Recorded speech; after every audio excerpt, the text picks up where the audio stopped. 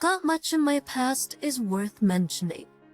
I'm an average man with average desires, a loving wife, a good job, and children.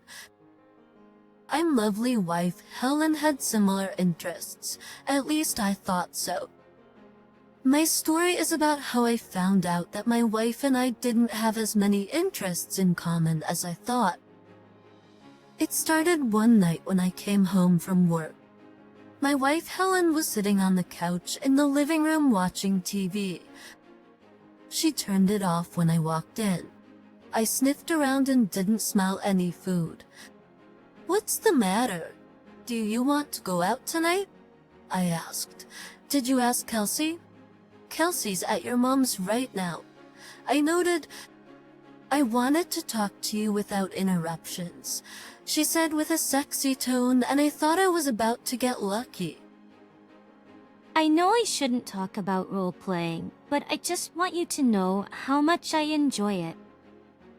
I want us to take what we do on Wednesdays into our bedroom on a regular basis. What do you say, cowboy? I didn't know what to say except, "What's with the role-playing?" I asked. "Oh, I know you want to pretend you're keeping it a secret to heighten the excitement, but you've spoiled me. I want more than once a week for our special lovemaking." I was overcome with a feeling of intense fear. "Helen, I don't know anything about Wednesday night role-playing. Please explain to me what you're talking about," I said. Helen was starting to look shocked too. "You know, Wednesdays at the Marcus Inn and Suites," she said. "Doesn't that mean anything to you?" I shook my head negatively. "Oh my God, you emailed me about 6 weeks ago that you'd found a way to revitalize our sex life. I should go to room 301 at the Marquis Hotel," she said. I had to undress, put on the mask lying on the night table, and lie naked on the bed. I didn't move, even when you came in and tied me to the bed. After you made love to me, you would untie me and leave. I wasn't supposed to take off my mask until you left. We were supposed to pretend we were having an affair and keep secrets from each other. It was supposed to make sex so much more enjoyable for us. You said we couldn't talk about it for a week, she explained. I couldn't believe how wonderful it was. We were having sex differently than we ever had before. "Oh, Cal, please tell me it was you," she said with tears in her eyes. "I'm so sorry, Helen. I've never been to the Marquis with you or anyone else.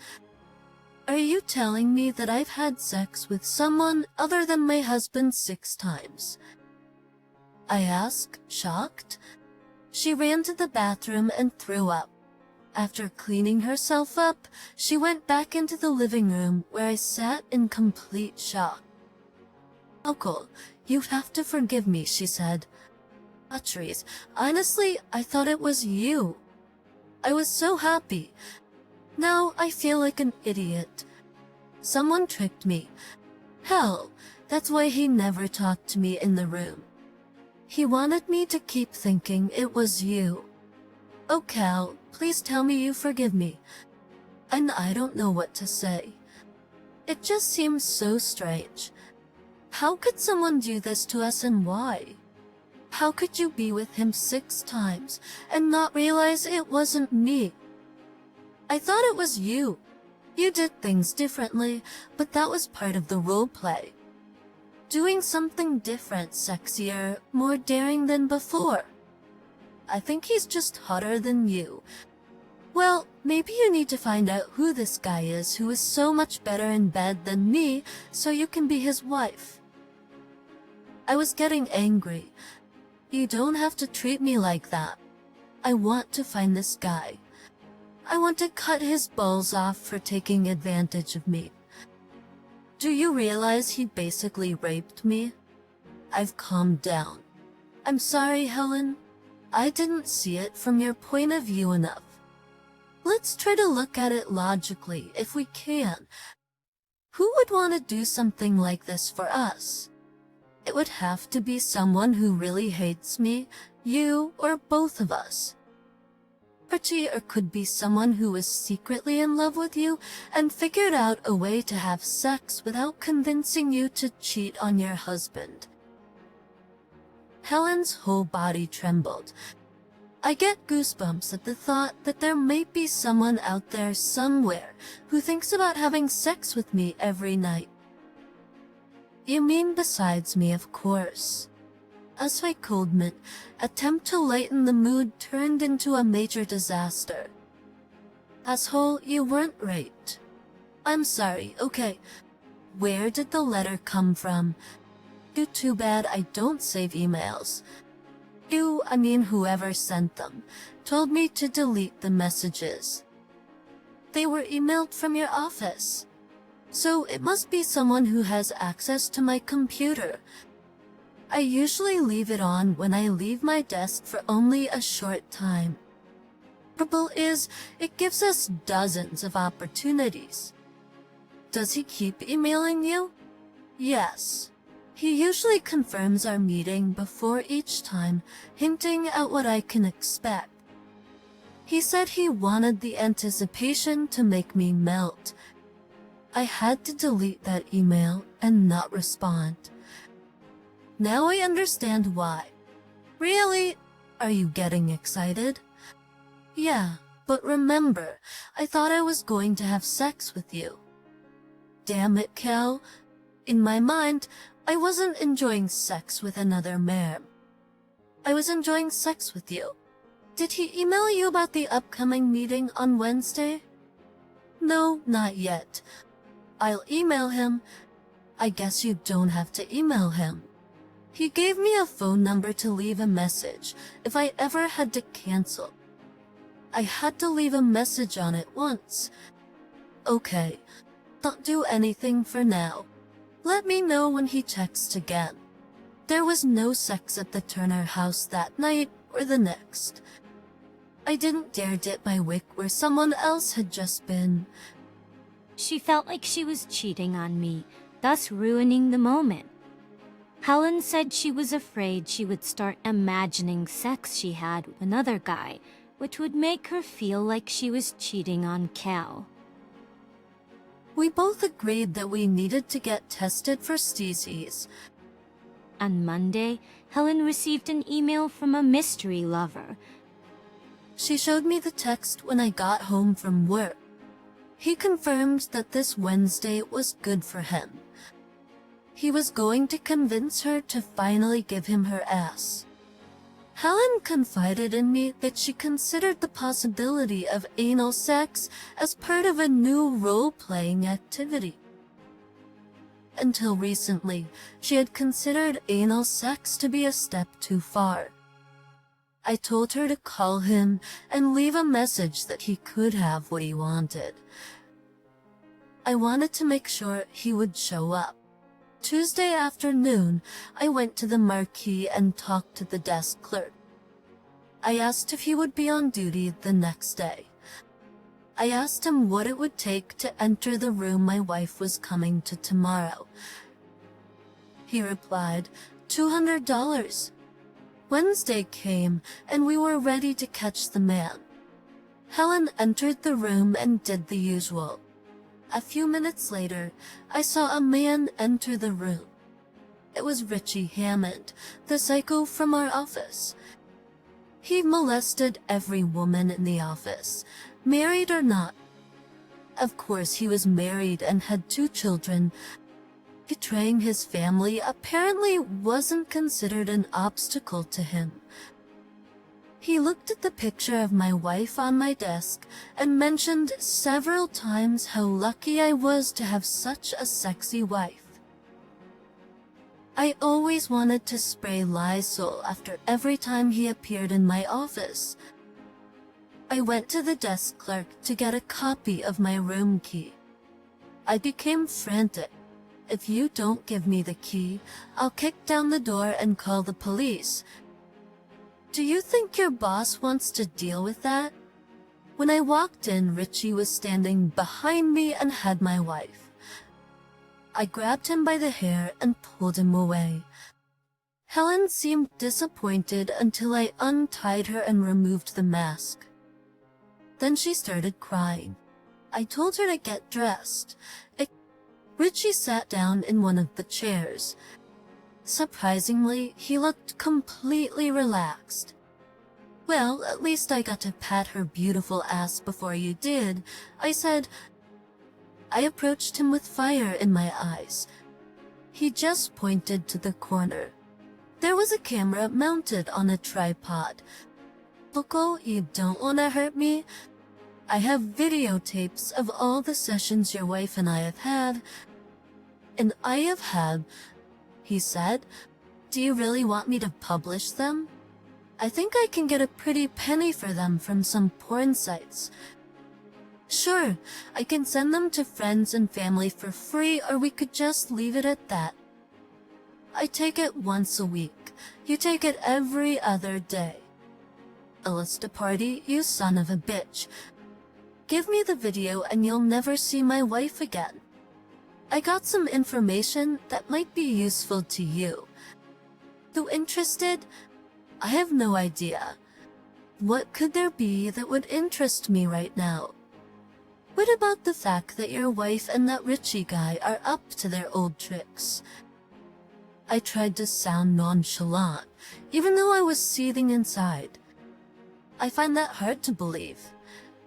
She hates him, and why would he go back to the Marquis if he was caught there? I'm not at Marquis anymore. I work at the Red Roof on Kingston Road now. When I saw them, I asked the porter I was replacing about them. He said they had been coming regularly for about a month now. Every Wednesday at the same time. If proof is needed, I can get it for, say, $500. Screw you both, you's my wife. I hung up the phone. I wanted to cry, but I was too angry. Richie said he would continue if my wife called him. I remembered her comments about how much he enjoyed having sex with him. We'd never gone so long without sex before, and Helen didn't seem to feel left out. Probably because it wasn't happening. The only thing I could do was leave. I grabbed the things I usually took with me on a 3-day business trip. I headed to the nearest motel, which wasn't the Marquis or the Red Roof, and it had a bar. I checked into the Holiday Inn Express and headed to the bar. I didn't drink much, so I asked the bartender for something to offer. He treated me to a cocktail from Long Island. At first it seemed too weak, but by the second round, my opinion had changed. There was a hell of a late rumble. I was well on my way to drowning in my sorrows when I got a pat on the shoulder. Can I join you, Cal? Excuse me, do I know you? Achnan, Richie's wife, at least for now. We met at last year's Christmas party. I looked again. How could I have forgotten such a beautiful woman? Had I really just said that out loud? Thank you. I think you meant it as a compliment. Let me explain. Today I found out about Richie's latest escapade with your wife. I paid the desk clerk who called me $1,500 for proof. I'm done. He's promised several times to stop being promiscuous, but I don't think that's possible. As for meeting you, it was just a coincidence. I wanted to get out of the house and clear my head. My mother has 2 of my children. When I saw you and remembered you from the Christmas party, the look on your face seemed to match what I was feeling, so I walked over. If you'd rather be alone. No, please join me. I'm just so surprised. I think we probably have a lot in common. What do you drink? What do you have? a cocktail from Long Island. God damn it, I love it. I lost my virginity to him. Damn it, order me a double. We spent a few hours talking and drinking. She was easy to talk to and had a great body sense of humor. I was very attracted to that. Finally, she said, well, it's time for us to get revenge or go to bed ourselves. Which do you prefer? As much as I would like to make love to you, I don't think I can do it well enough to make it worthy of a special woman like you. This is the most pleasant disappointment I've ever experienced. Trust me, it wasn't meant to be an insult, and I definitely hate to miss a chance like this. If we were ever to make love, I would want to be at my best. Even then, I'd worry about whether I was good enough for you. Damn it, I haven't even taken out the trash yet, and I feel like I'm falling in love again. I should have known better than to drink doubles.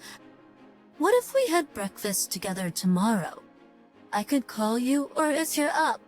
I have a suggestion, Joan objected. What if we sleep together, so we know when the other one wakes up? You mean sleep together or sleep together? Of only sleeping together? I could be talked into exchanging a little affection. I really don't want to sleep alone tonight. Either do I, your room or mine. I have a suite. I use his credit card. He owes me. I brought some of my things to her room. After finishing our nightly bathroom duties, we got into bed. But despite the fact that we were both naked, cuddling and kissing lightly, we fell asleep after only a few minutes. She woke up first and poked me under the ribs. Wake up? It was over breakfast at the neighboring Waffle House. We got serious, talked about our marriages. We both wanted to get rid of our spouses, and we both wanted revenge.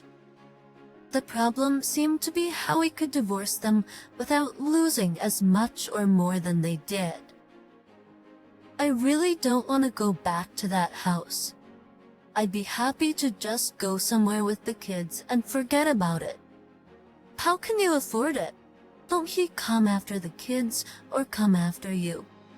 My family has money. When I called them last night, they said they would put $100,000 into my personal account to allow me and the kids to start divorce proceedings elsewhere. Honestly, I would rather just walk away and let him worry about the divorce. Aren't your kids in school? Aren't they going to miss their dad? No, I homeschooled them. And he only agreed to have kids because it was a condition of marrying me. I had my tubes tied after the second one. I doubt they will miss him much. I'm pretty sure he won't. He doesn't spend much time with them and always whines if they ask him to babysit. Ask him to babysit while I run off somewhere. I've known for quite some time he probably only married me for my money. I don't care. I have 2 wonderful girls from our marriage. My parents have been slow to give my brother and me money, but they have helped us with the deposit on our house and things like that. They're not particularly fond of Richie. I haven't thought about just leaving, like you. I don't particularly want to go back to my house, although both our names are on the mortgage. Helen and Kelsey were never particularly close. Kelsey was an Ope's baby. I think Helen didn't want to put her career on hold for a few years. Kelsey has always been a daddy's girl, and I think Helen loves her. But I don't think she will take extraordinary action to win her back. She knows I'll take good care of her. You know, the more I think about it, the more I like the idea of just leaving. Joan asked me, If it seems like the best option for both of us is to just leave our spouses and not mess around with divorce, the question is, do we do it together? She looked into my eyes, and maybe I was wishful thinking, but I thought I saw love in her eyes.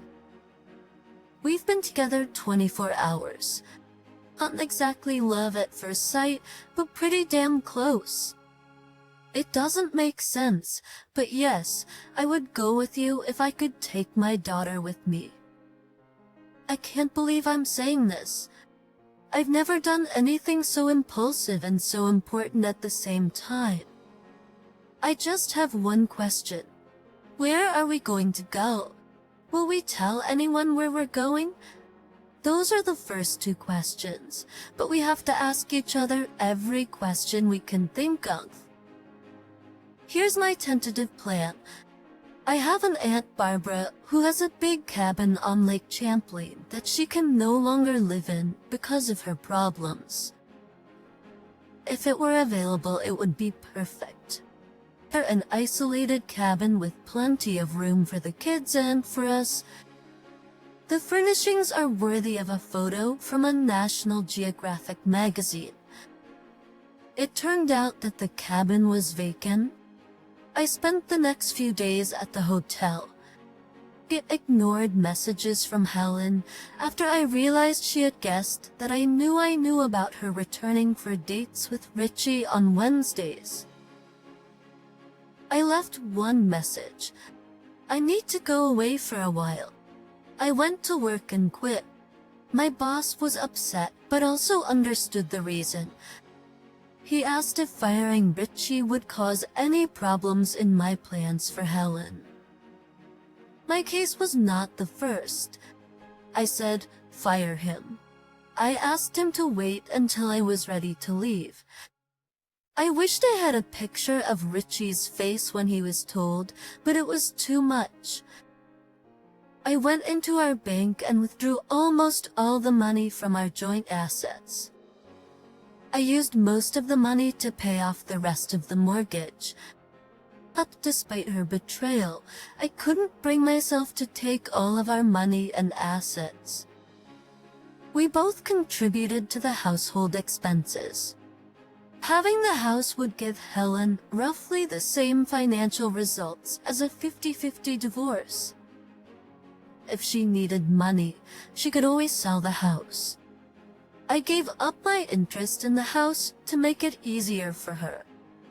I then canceled the automatic payment of utilities and insurance.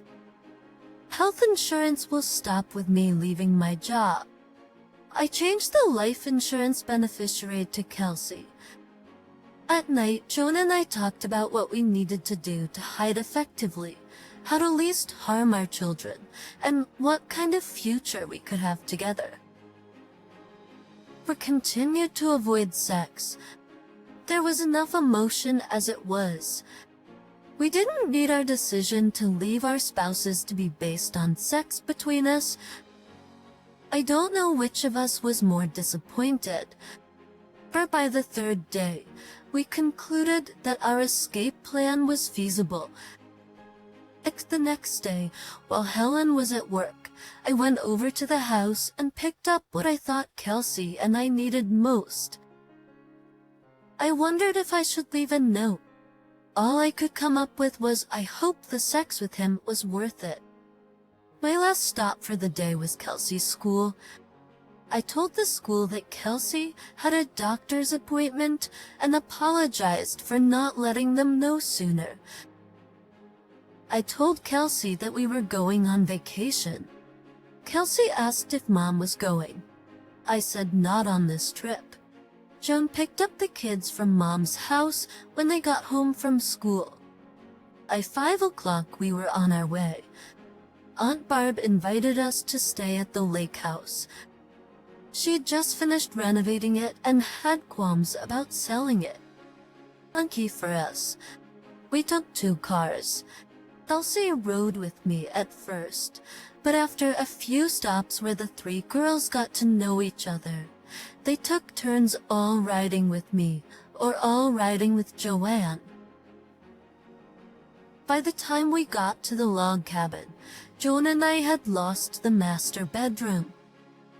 I told Kelsey that we were going on vacation.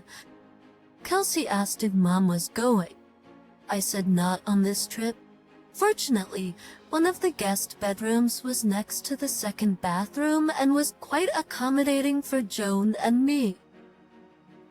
One of Joanne's daughters asked why Joan and I were sharing a bedroom when there was no one in one of the bedrooms. Joan told her that the bedroom we were in was an adult bedroom. Her oldest daughter replied that adults usually have their own room. Kelsey agreed, but could see that their parents hadn't spent many nights together over this past few months. But once the excitement of the day passed, the kids headed to bed, all three in the same bed. Good thing it was queen-sized. Joan and I each had a glass of wine. Barbara had made us a small wine cabinet for the housewarming party. A sly smile appeared on Joan's face. So now that we're separated from our spouses, are you ready to prove how good you are in bed? I expressed my concern that I might have overestimated your expectations of my skills in the bedroom, which my ex-wife had found disappointing. If she had fallen in love with my worthless ex-husband, I didn't care about her judgment in the sexual arena or anywhere else. I intended to influence the quality of your performance as much as possible. I hope you don't mind a woman taking the lead. We headed for the adult bedroom and made love. I was pleasantly surprised at how different it was to make love to Joan compared to Helen. It was a nice difference. She smelled different, felt different, and everything tasted different. I thought she might be having a seizure until she said, "Can you do that again?" Surprisingly, I could. 4 times. I got up 4 times that night. A new record for me. That's it, Joe remarked before we finally fell asleep. That answers the question of sexual compatibility. We snuggled up to each other. The next morning, we enjoyed shopping to stock up on food for us and the kids. I enjoyed grilling for as long as the weather allowed. We didn't need any money as Joan was still getting most of her money from her parents, plus what little I had left after paying the mortgage. No one but Aunt Barb knew where we were. When she heard our stories, she had no problem wanting to keep our secret, even from Joan's parents. Time passed and Joan became the home teacher for all 3 children. I got a job as a handyman, learning as I went along. The girls' questions about my wife and her husband, or if they wanted to see them, became less and less frequent each month. Soon all the girls were calling us Mommy and Daddy. Living outdoors allowed them to unleash their inner spirits. Our closest neighbor, Greta, raised her family in this environment and was happy to give us advice. We needed it. She started out as a friend, but gradually became a grandmother to our children. We asked her not to ask the children about their parents as we were both going through a nasty divorce. She agreed. From time to time, Joan and I talked about whether to make contact with our former lives. We were afraid that any contact might lead someone to us. Besides Helen and Richie, we worried that the police might accuse us of kidnapping and our fraud to avoid a legal divorce and distribution of funds. We decided to use the internet as a safer way to communicate. Greta agreed to install the internet in her home if we would teach her how to use it. She wanted to write to her grandchildren.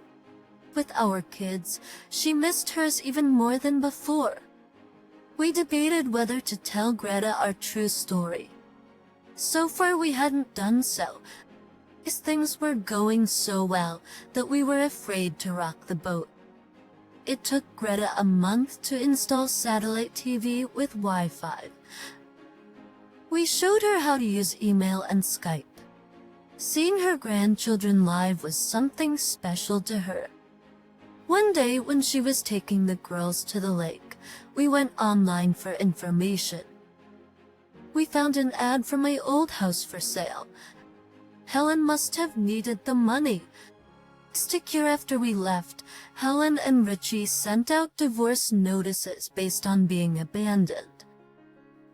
Aunt Barbara told Joan that her parents sent the annual Christmas report for the year. Ben's mother attached a personal note to Barb's letter because she knew that her daughter and Barb were close. Barb suspected that Joan's mother had guessed where Joan was. The message was a warning to Barbara. Helen didn't give up on finding Cal. She hired a private detective who visited Joan's parents.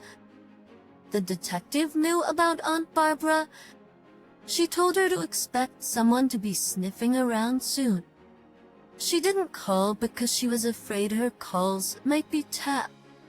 Joan's mother watched a lot of spy movies. Barbara advised Cal and Joan to hurry up. We didn't have enough money to make a big move unless we were sure we'd get more money soon after the move. Instead of asking Joan's parents for help, I decided to take a chance and wrote to my old boss to find out where to look for a job. He replied that a private investigator had contacted him. My boss told him that he was pissed that I hadn't warned him, and he didn't care where I was. He then asked me if I liked Flagstaff, Arizona. I said I didn't know because I had never been there. He said there was an opening for a branch manager there. He agreed to set up an interview for me and assured me that I would get the job. I asked how he could guarantee that.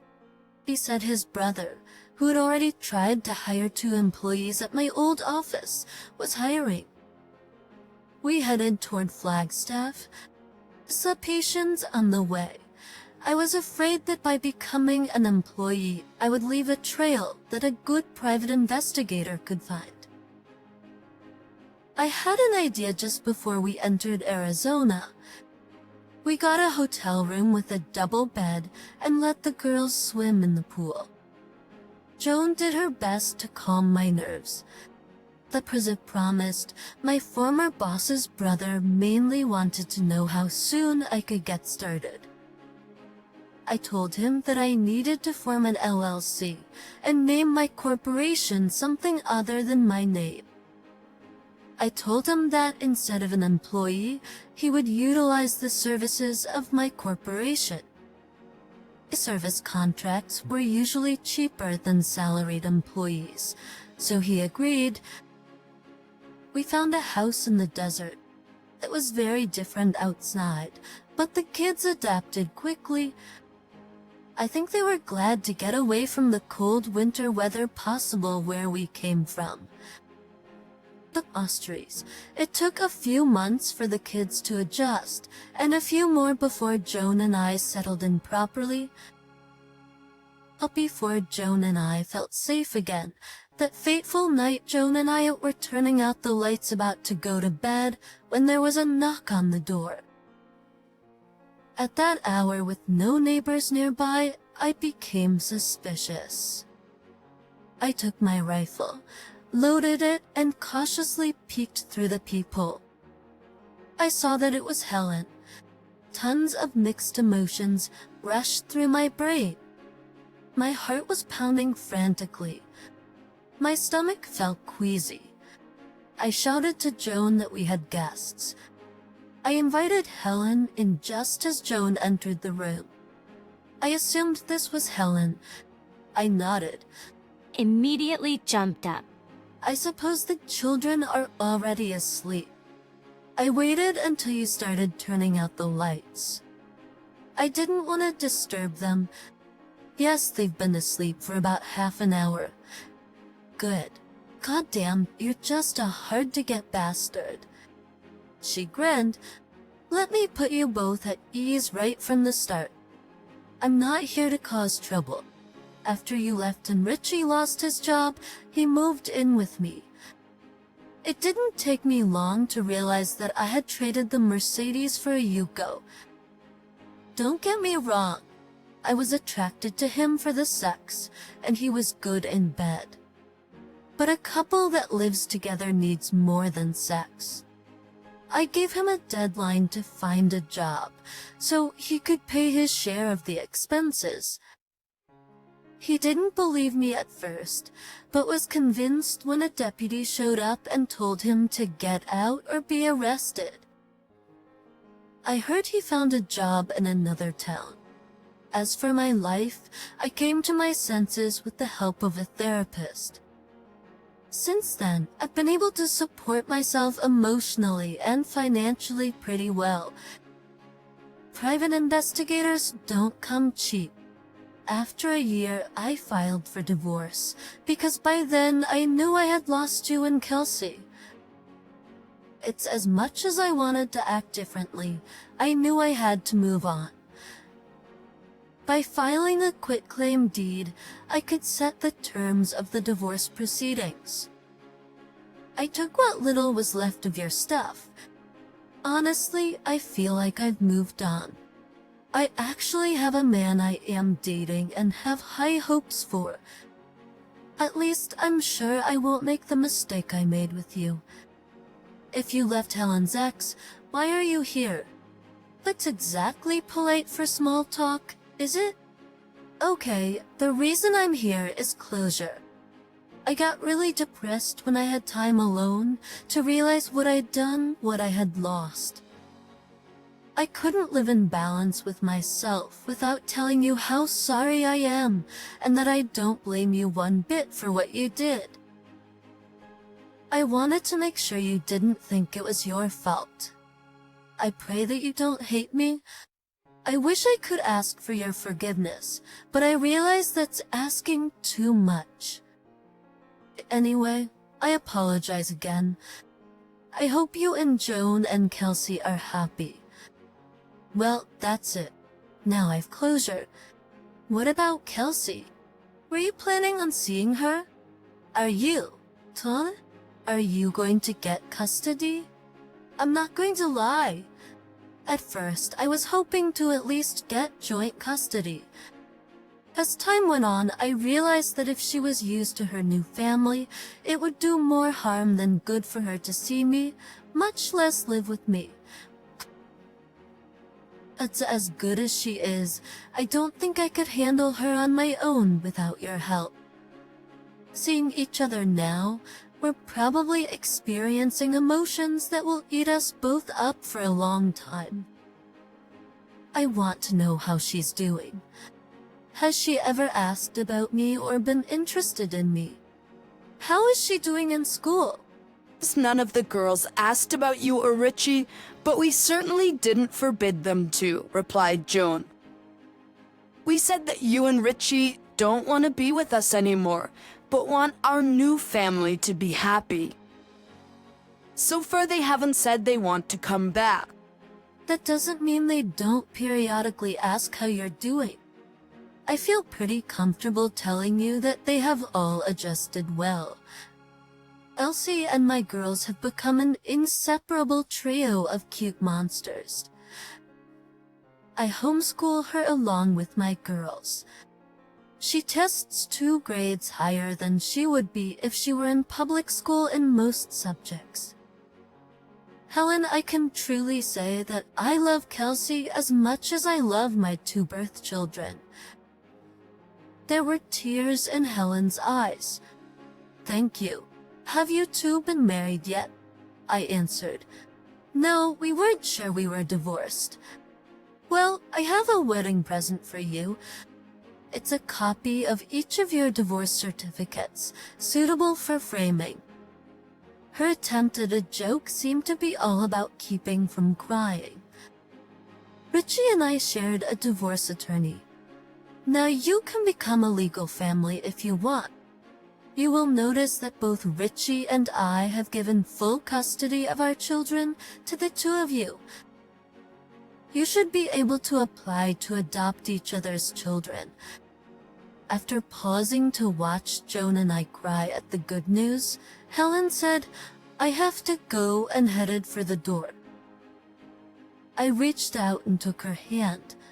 Through copious tears, Helen whispered, "Just let me go. I promise never to bother you again. If you ever need to let me know anything about Kelsey, you have my cell phone number." I let her go and she left. Joan went and got us each a glass of wine.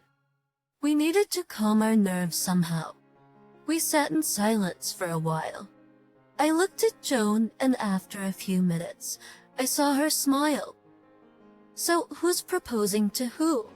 Now I was smiling, and for due consideration and deep thought, I decided that the first one to climax tonight would be the one to propose. We both ran to the bedroom. Epilogue: Helen pulled far enough away so she couldn't be seen. The funds had almost run out when the private investigator claimed success. What little funds she had with her were less than $200. Her plan to meet with Cal had two options. First, Helen could find that Cal was unable to handle Kelsey without her. Own either wouldn't be with him or their relationship had soured. Theo will forgive her. She can come back into Cal and Kelsey's life and never leave again. Even if they don't get married, it doesn't matter. Her car was loaded with everything she still had, waiting for that option to materialize. The second option was if she found Cal and Kelsey in good health. Maybe he and Joan would marry and even have a child of their own. But to Kim, in that case, she'd say she'd only come to end the affair and give them the divorce decrees as a parting gift. The second option was the most difficult, but she had to make provisions for it.